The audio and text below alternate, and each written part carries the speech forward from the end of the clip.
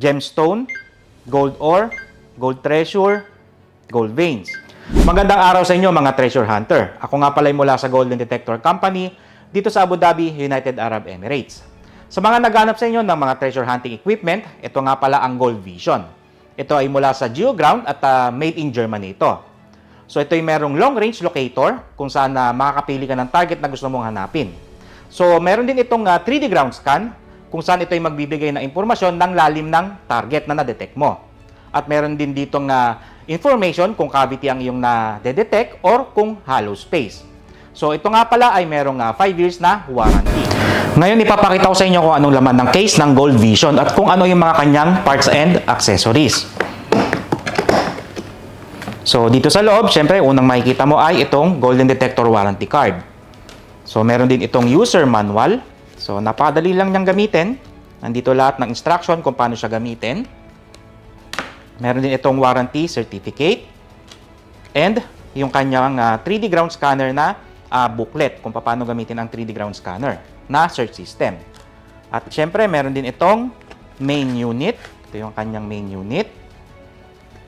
So, ganyan siya. May color display yan, navigation buttons, LED flashlight, laser, at makabitan na antena at parabolic antena. Meron din dito ang kabitan ng sensor. At sa ilalim niyan, makikita mo yung kanyang serial number. So, ang kanyang serial number ay pwede mong makita or i-check sa mismong website ng GeoGround. Kung ito ay legit or lehitimong GeoGround made talaga. So, ito naman ang kanyang sensor. Smart scan sensor yan. At meron din itong LED light. So, umiilaw yan pag ginagamit ang ionic and bionic.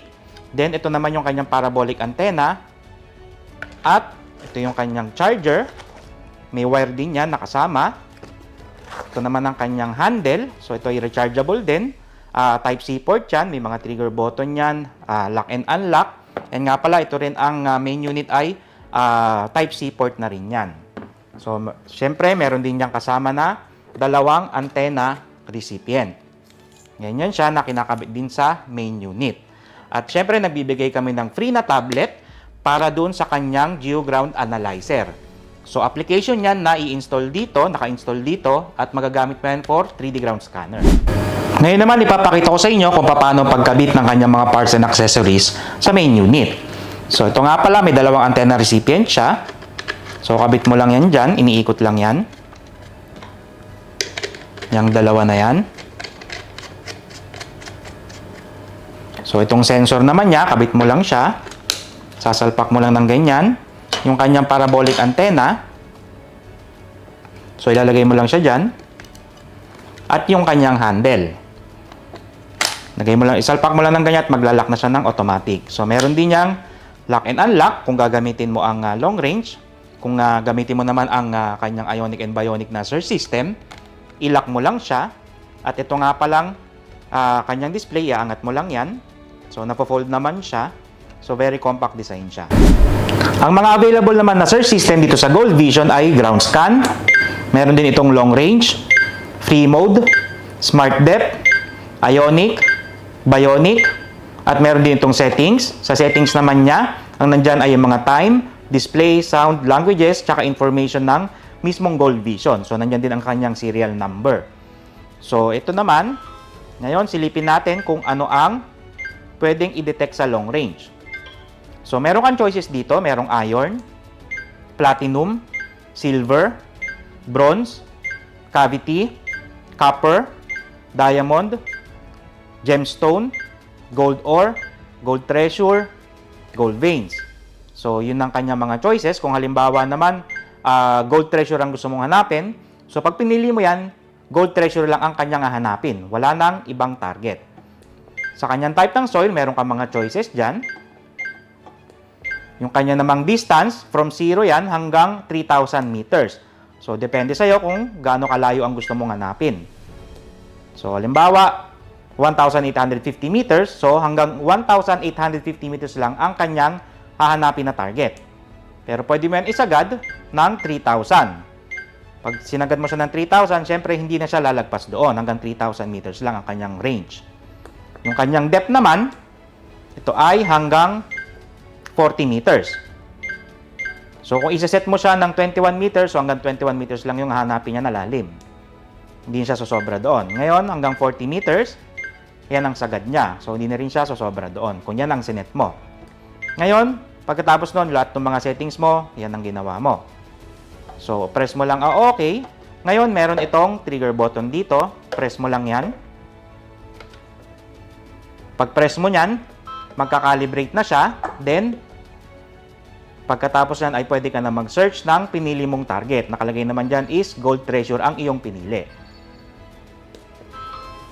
So, meron din ito na free mode.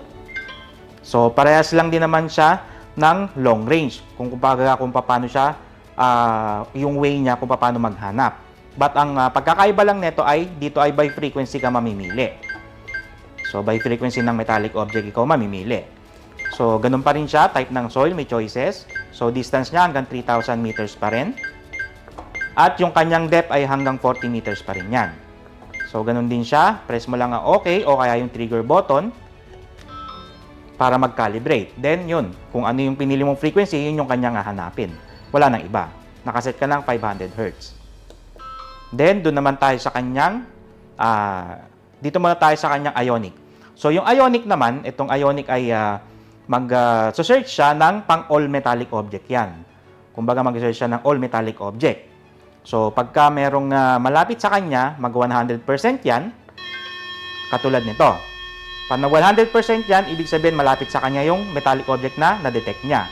At meron din sa baba niyang cavity, pagka may na-detect siyang cavity or hollow space sa ilalim ng lupa. Pagka papalapit ka rin ng papalapit, mag 100% din yung cavity na yon. So, ito namang bionic. Ang bionic naman ay maglalak ka ng isang target.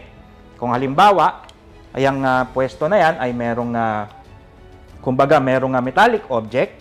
Diba? Halimbawa, itong pwesto na to, may metallic object yan na nilagay ka para pang sample mo. Kung ano yung nilak mo, halimbawa, may gold bracelet ka dito na nilak.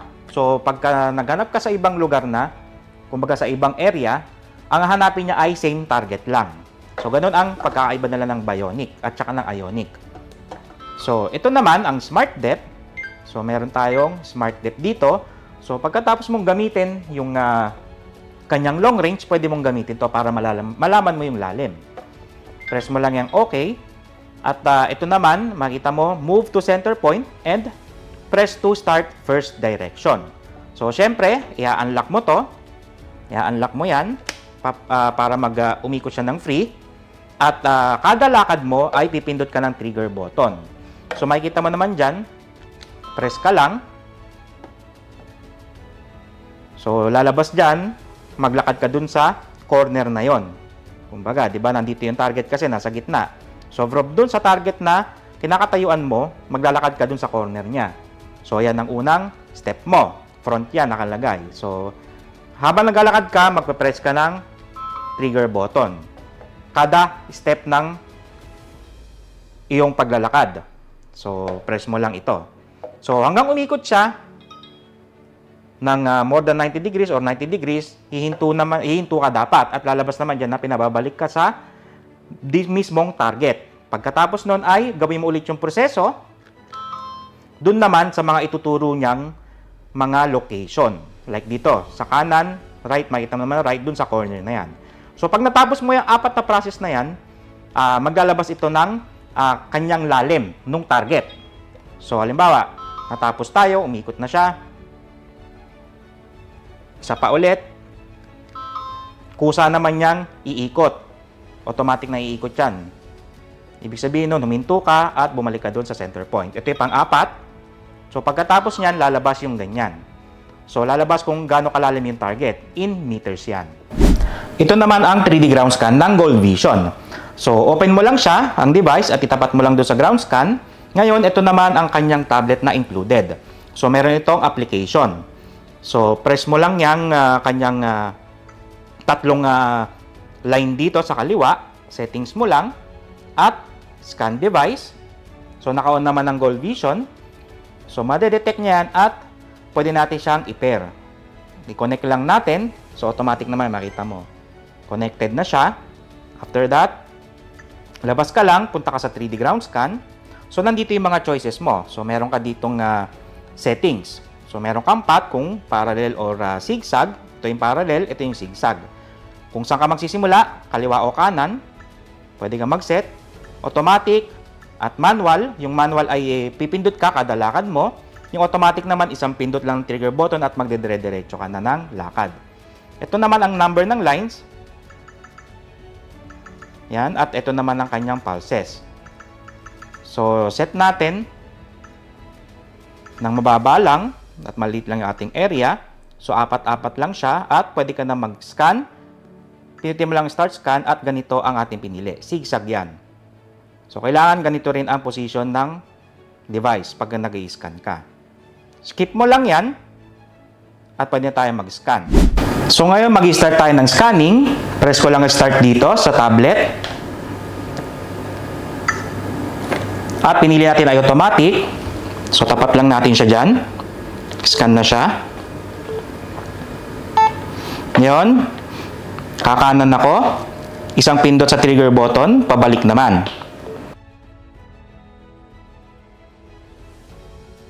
At ngayon, pwede nating i-view kung ano yung ating in-scan sa ground. So, ito yung ating in-scan. Save lang natin yan. At pwede nating i-check yan ngayon. Ito yung ating in-scan. So, lalabas naman dyan kung may metallic object. Basta pag kulay pula, metallic object yan. Yung dilaw ay yung kanyang singaw ng bakal or ionic content. Ito namang green dito. So, reset lang natin ulit. Itong green ay normal ground dyan. Kumbaga, walang target dyan.